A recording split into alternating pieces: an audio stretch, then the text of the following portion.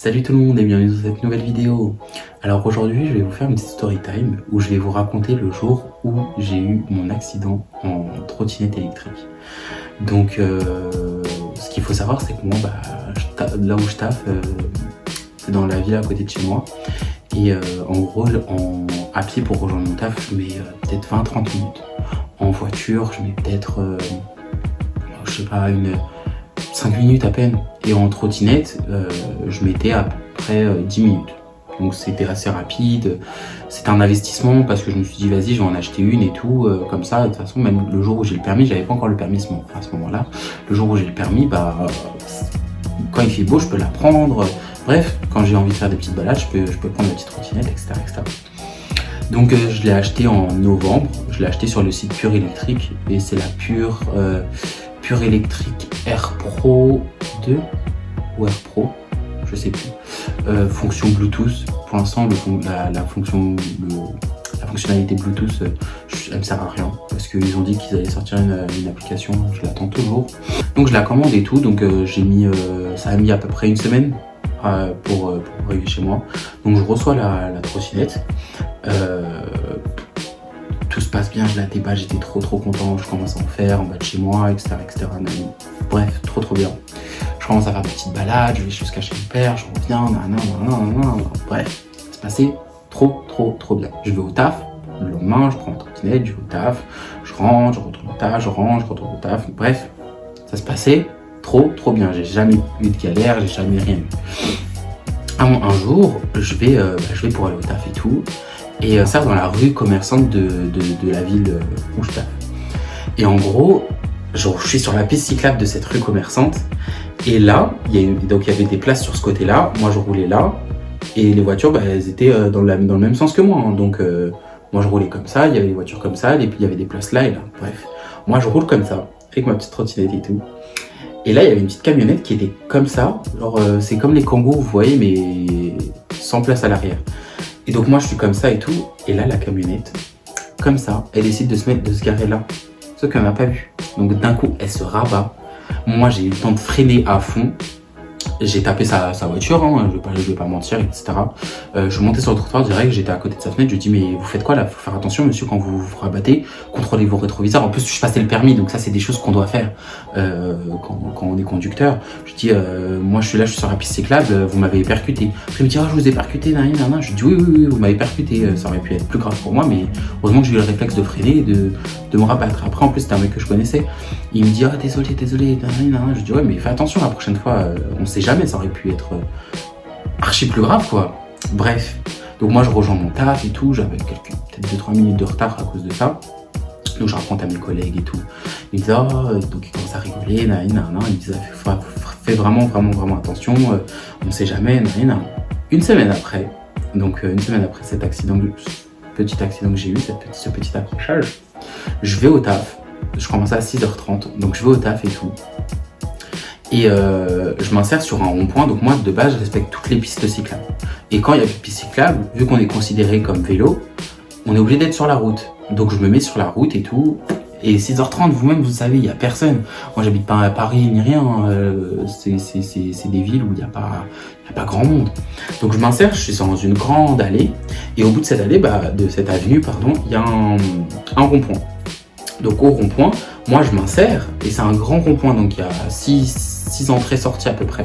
Donc moi je m'insère, et avant de m'insérer, je vois dans une rue au loin, comme ça qui rejoignait le rond-point, je vois une voiture arriver. Sauf que moi, je m'insère, la voiture était loin encore. Donc je rentre dans le rond-point, je commence à faire mon tour, sauf que je fais pas vraiment un grand tour. Hein. Moi, mon but c'est de rejoindre, d'aller tout droit. Donc je m'insère et tout, je commence à faire mon rond-point. Et là, j'étais à 2 mètres à peine de l'entrée de la rue que je prends, où je rejoignis une autre piste cyclable. Quand je vous dis que j'ai à peine tourné la tête comme ça, j'ai regardé par terre, c'était en décembre, hein, donc il faisait super froid. Je vois là, collé à moi, des phares de voiture. Donc quand je vous dis que j'ai volé. Je suis pas tout mince, je fais pas 10 kilos.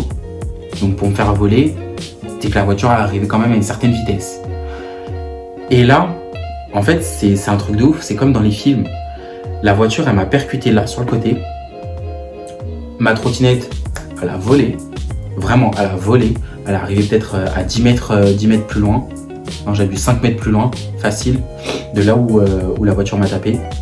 Moi, vu que la voiture m'a cogné là, je suis parti comme ça. Ma tête a cogné sur son capot. Donc, quand je vous dis les bruits que vous entendez dans les films, vous voyez, je vais essayer de vous mettre le bruit là.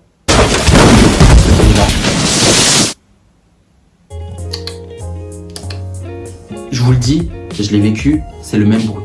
T'entends pa pa pa pa pa, et ma tête, je me rappelle, elle a cogné contre le capot et moi j'ai volé en avant sur peut-être 2 mètres. Ouais, parce que je suis rentré quand j'ai ouvert les yeux, j'ai été à genoux, à quatre pattes, pardon, à l'entrée de la rue que j'allais prendre, la rue commerciale de la ville. Et je me relève comme ça, j'étais à quatre pattes. Je lève la tête comme ça. Je vois, il y a la voiture qui m'a percuté en question, elle était en travers sur le rond-point, en mode warning. Je vois ma trottinette, elle est à l'autre bout. J'avais mes AirPods, je sens plus mes AirPods. Et heureusement, j'ai rien eu. Je vois, ils sont là-bas, donc je me lève et tout. Il y a une voiture qui s'arrête direct. Et j'ai eu trop de chance ce jour-là. Il y a une voiture qui s'arrête direct. Et c'était un mec un secouriste. Donc il allait au taf et il s'est arrêté direct. Et au même moment, il y a une dame qui travaille aux urgences. Donc en fait, moi là où j'ai eu l'accident, juste à côté il y a l'hôpital vraiment. Donc la dame elle allait aux urgences pour travailler. Et au même moment, elle passait. Donc c'est pour vous dire, genre j'ai eu trop de la chance. Un secouriste, une dame des urgences qui passe. Moi je me relève, j'avais mal au crâne. Quand je vous dis ça faisait bam bam bam dans ma tête. Je me relève et tout. La dame elle vient me voir. Elle me dit oui, bonjour. Elle me dit bonjour monsieur, ça va, vous m'entendez monsieur? Non. Je dis oui, ça va, j'ai juste mal à la tête, j'avais mal au dos un peu. Mais sauf que moi à ce moment-là, c'était la fin de l'année et mon contrat il s'arrêtait et je voulais renouveler sur un nouveau contrat avec des meilleurs horaires, une meilleure paye, nan. Et en gros, je me devais d'aller travailler. Donc moi je dis quoi? Donc le mec qui m'avait renversé, il me ramène ma trottinette. Et il était tout blanc, parce que je pense sincèrement il devait être sur son téléphone ou je sais pas quoi. Il était tout blanc, il savait plus où il était choqué. Et moi en fait je m'en tapais. En fait tu m'es rentré dedans alors que t'avais cédé le passage, voilà quoi, je m'en tape. Je suis pas en tort, t'as beau être mal, moi là c'est moi que t'as percuté, j'aurais pu mourir. Je vois mes AirPods par terre, je lui dis par contre s'il te plaît, va me ramasser mes AirPods. Donc il va me les ramasser et tout, voilà quoi. Donc il me les ramasse. Je les mets dans ma poche parce que voilà quoi, j'avais pas à les remettre dans mes oreilles.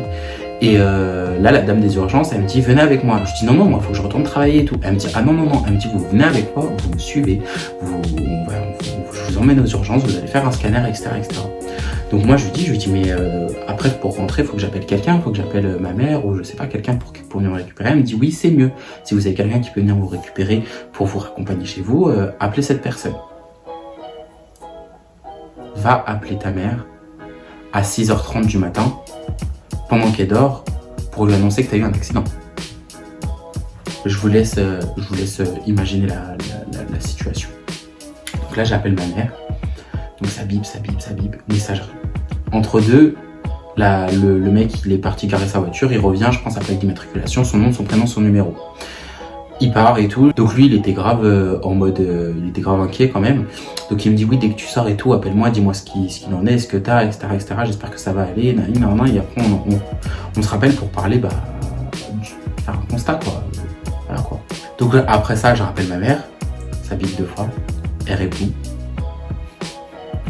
Je lui dis oui allô maman, elle me dit oui qu'est-ce qu'il y a? Je lui dis il y a rien de grave, tout va bien.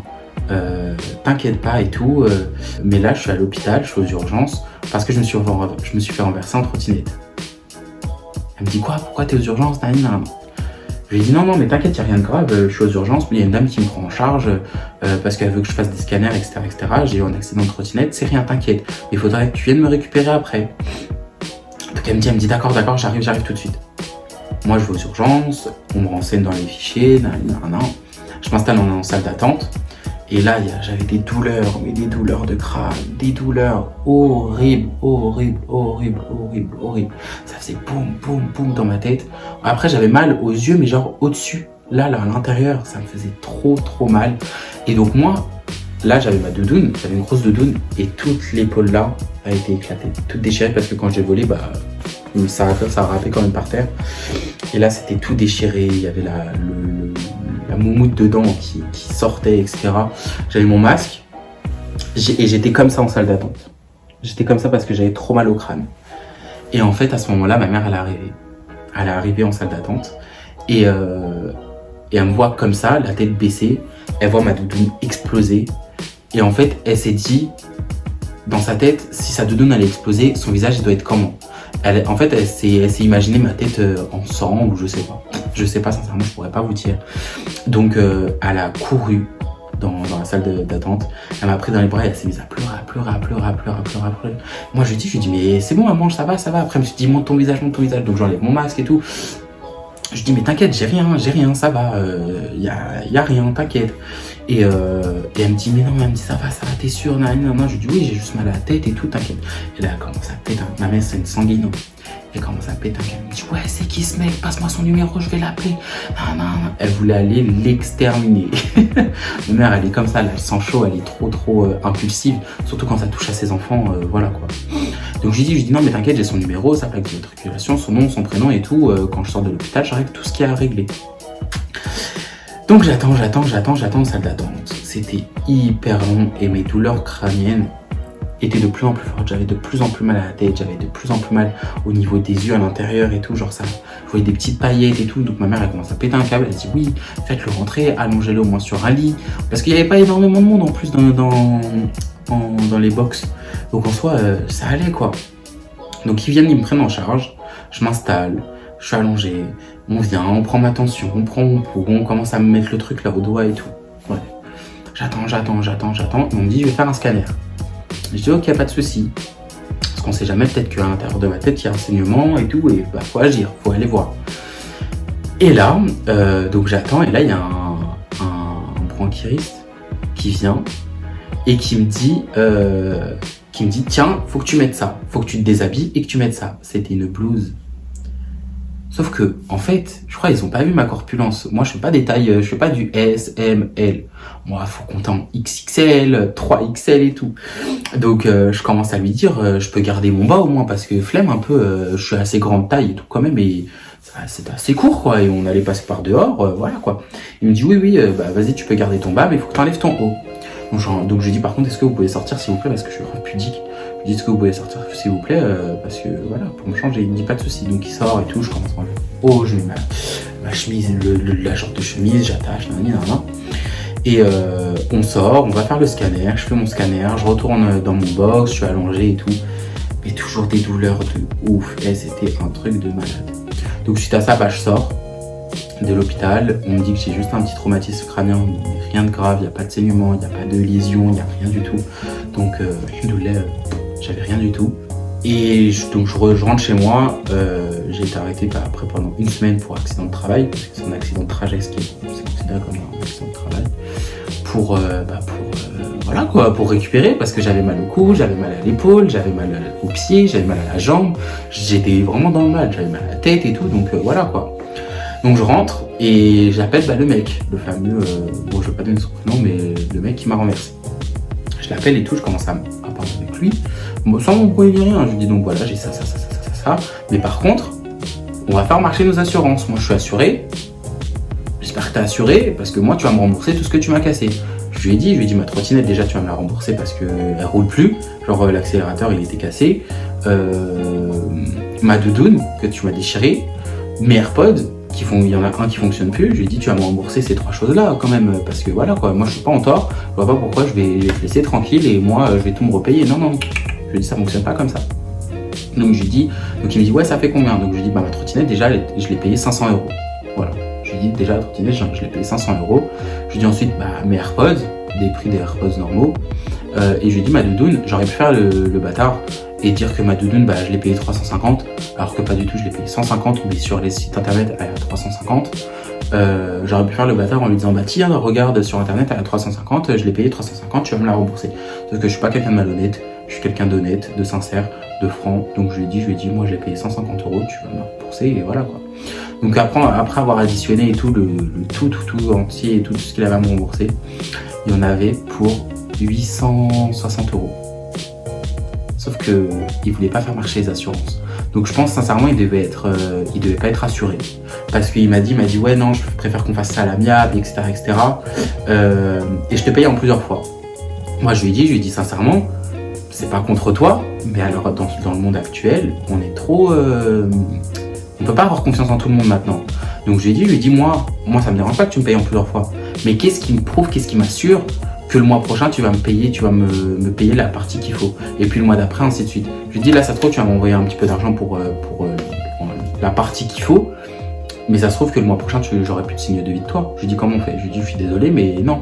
Je lui dis attends, moi je vais appeler mon assurance pour voir avec eux combien de temps moi j'ai pour faire la déclaration d'accident. Donc j'ai appelé mon assurance et tout, ils m'ont dit vous avez 5 jours après votre accident pour faire la déclaration. Je dis d'accord, pas de souci. Donc le mec je le rappelle, je lui dis voilà, t'as 4 jours pour m'envoyer l'argent. Je lui ai dit si dans 4 jours j'ai pas la somme totale, bah je suis désolé pour toi mais je serai obligé de faire mon constat vis-à-vis de mon assurance et de faire marcher les assurances. Moi je peux pas, voilà quoi, c'est de l'argent et ça coûte pas, c'est pas comme si c'était que 100 ou 200 €, encore 100 ou 200 €. Je lui dis vas-y paye-moi en plusieurs fois, c'est pas grave, au pire s'il me paye pas la deuxième fois etc, c'est pas énorme. Donc à partir de là, lui il me dit bah pas de souci, je vais essayer de me renseigner pour voir comment je peux trouver de l'argent, comment je peux faire avec ma banque pour débloquer une aussi grosse somme, etc. Parce que moi je suis en alternance, en fait c'est un étudiant quoi. Donc je lui dis vas-y pas de souci, je lui dis j'attends une réponse de ta part demain, ou dans 2 jours, ou quand tu veux, mais tant que c'est dans 4 jours maximum, voilà. Donc il m'envoie après finalement il me rappelle le lendemain ou le surlendemain et il me dit que voilà il a trouvé l'argent et que le virement, vu que c'est une grosse somme, il devrait se faire dans 2 jours sur mon compte. Je dis ok, pas de souci et tout. Donc finalement c'est ce qui s'est passé, 2 jours après j'ai eu l'argent. Moi je lui ai envoyé une attestation sur l'honneur comme quoi j'ai bien reçu l'argent de ma trottinette, de ma doudoune et de mes AirPods et que ça faisait un montant de 860 €, etc. Lui, il m'a bien fait une attestation sur l'honneur, comme quoi il m'avait bien envoyé l'argent, etc. Comme ça, moi, je peux pas me retourner contre lui. Si je me retourne contre lui, lui, il a l'attestation sur l'honneur, comme quoi, voilà quoi, que moi j'ai bien tout reçu, etc. J'ai bien fait une attestation, j'ai signé, etc. Suite à ça, j'ai racheté tout ce qu'il me fallait. Hein. Je me suis racheté une doudoune. Malheureusement, ma doudoune Calvin Klein, il est impossible de la retrouver sur n'importe quel site. Donc je me suis acheté une doudoune Uniqlo, une longue doudoune Uniqlo qui ressemble à ma doudoune Calvin Klein. Je me suis racheté des AirPods, je me suis racheté ma trottinette et voilà. Donc voilà ma petite story time vis-à-vis de mon accident de trottinette que j'ai eu en décembre. J'espère qu'elle vous aura plu. Dites-moi dans les commentaires si vous avez vous aussi eu des accidents, etc. Et quel genre d'accident, qu'est-ce qui vous est arrivé. Si vous avez rien eu de cassé, etc. Moi j'ai eu de la chance, j'ai rien eu de cassé ou de foulé j'ai pas eu d'entorse ni rien, j'avais vraiment juste des douleurs vraiment. Mais voilà, j'espère que cette vidéo vous aura plu. N'hésitez pas à vous abonner, à liker cette vidéo et on se dit à bientôt dans une prochaine vidéo. Bye.